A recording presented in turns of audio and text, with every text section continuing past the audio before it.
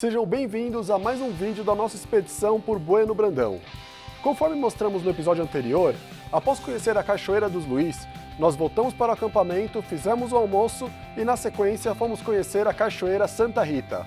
Vamos girar?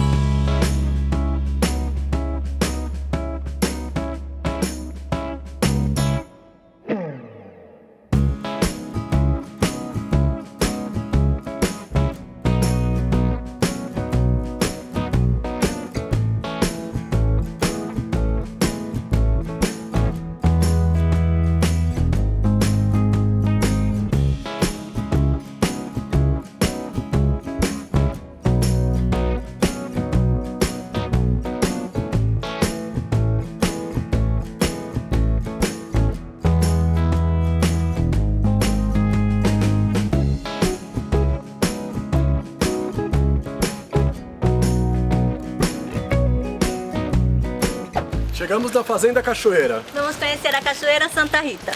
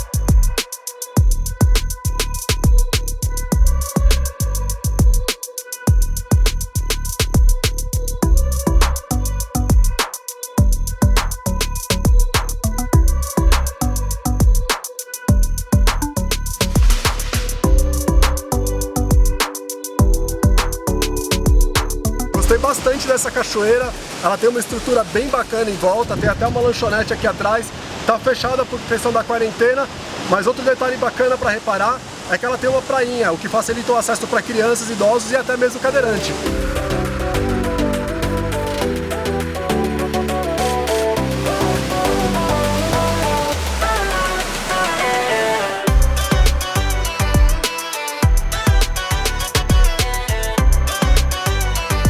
E é com esse belíssimo pôr do sol que a gente encerra mais um dia em Bueno Brandão. Amanhã a gente vai visitar a Cachoeira do Félix. E para você não perder nenhum episódio, eu estou deixando aqui na tela a playlist com a série completa. Vamos girar?